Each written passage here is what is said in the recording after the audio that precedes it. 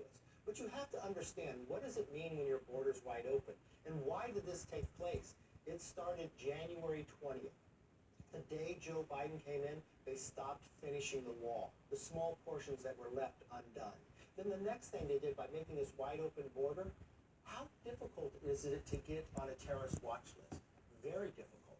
Do you realize last February, we caught more people on the terrorist watch list in 1 month than the entire last 4 years under President Trump? Do you know how many Chinese dissidents that we have actually caught? Those that we have not have gotten through. Just this year, 22,000. People are coming from 160 different countries. They're not just walking up from Latin America.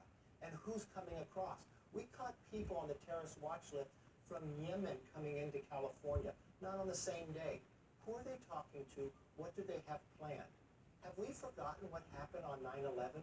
What a few individuals that want to do damage to this country? And we've watched the weakness of this president building up to Iran, helping them fund. Like, we actually have, and Mark, this is the real policy discussion I have to have. There is a law that sets Iran not able to sell their oil. Biden allows it. They were only producing 400,000 barrels a day. Now it's 3 million. They are making billions of dollars with Biden in, and they're using it against America, and they're funding terrorism around the world. It's just absolutely horrendous. And this whole immigration issue, you can see what happened, frankly, in Dearborn, Michigan. Barack Obama, one of the last years of his presidency, opened the floodgates for people, quite frankly, from the Middle East. And he did it intentionally. People can Google it. They can look it up themselves.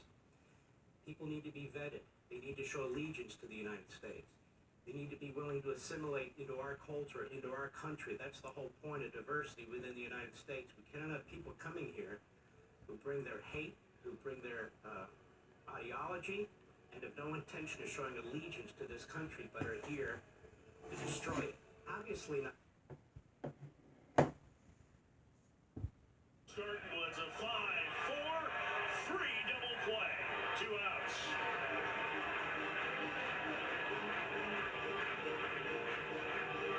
Well, if you're Clemson infield, you're darted on the mound. You better be ready. He throws a lot of strikes, and he does this. A whole mess of ground balls. Right, great job of getting himself behind that baseball, getting the big hop. Strong throw to Purify, over to Overtop for the double play. First pitch to the left side. Hinderliner can't get the handle on it. It'll be an infield single, most likely, for Josh Hogue on that one. I mean, I'm going to have to agree with you. This ball is not well. It's almost like a swinging bunt. Wright tries to do everything he can.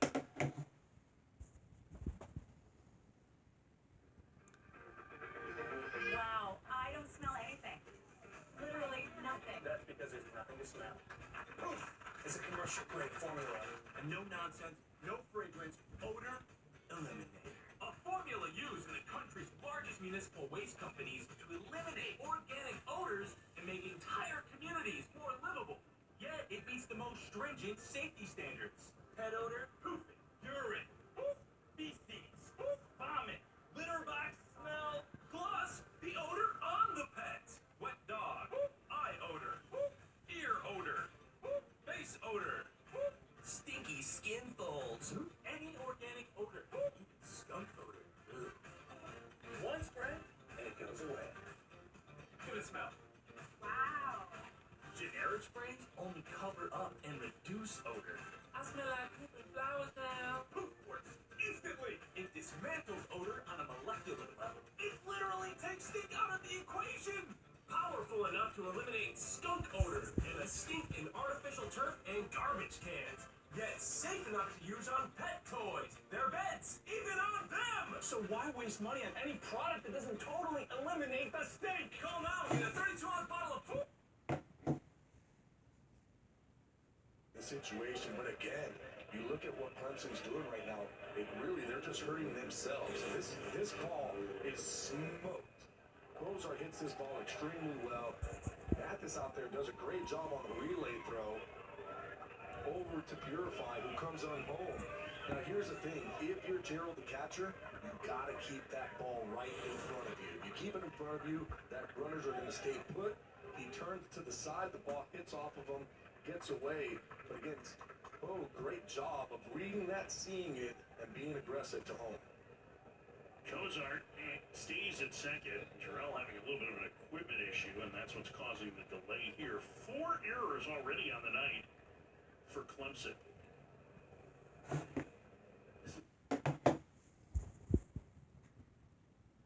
Professional grade products and the knowledge to help answer tough product questions. Call, click Grainger.com, or just stop by. Grainger, for the ones who get it done. Nail fungus is nasty.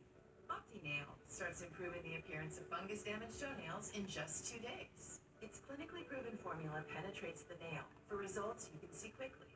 OptiNail. Give fungus-damaged toenails a makeover. This is a Fox News Alert. I'm John Scott in New York. Leaders of the G7 harshly condemning Iran's attack against Israel. In the statement, leaders stressed the importance of cooling any tensions in the already chaotic region. They also called on Iran and its proxies to stop their attacks and say they stand ready to respond to any future escalation. The White House is also highlighting its role. They helped Israel by shooting down dozens of drones and missiles.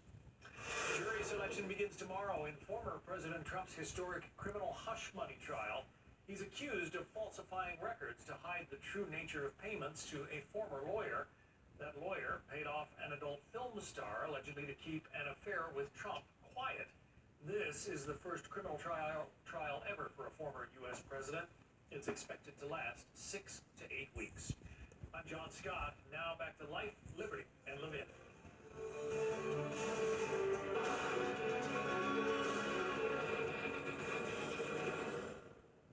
Welcome back, America. Kevin McCarthy mentioned Israel. We have rampant anti-Semitism taking place in this country, not just on our college campuses. We see these little Kristallnachts taking place all over the country. You saw what goes on in Dearborn, Michigan, but it's also New Jersey and California and other parts of our country.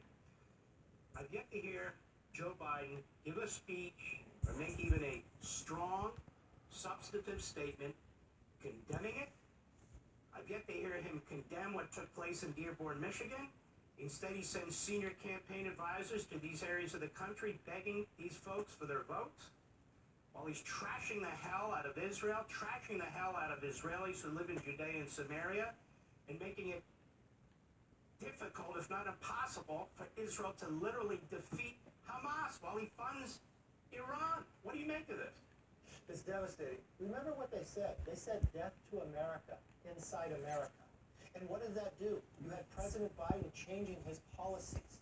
Let's be very honest with the American public. Hamas is a terrorist organization. Hamas is holding hostages and Americans as hostages.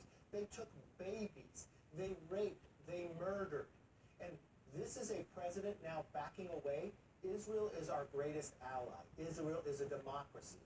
Israel has the ability. We should never walk away from this. And my real fear here is it being a real effect on Biden and his policies. You watch as these people chant death to America, instead of the president standing up for America, going after that type of speech, he backs away from it and backs away from our allies.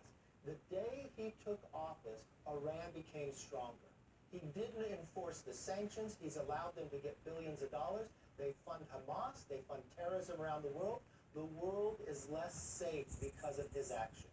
Kevin McCarthy, there's a recent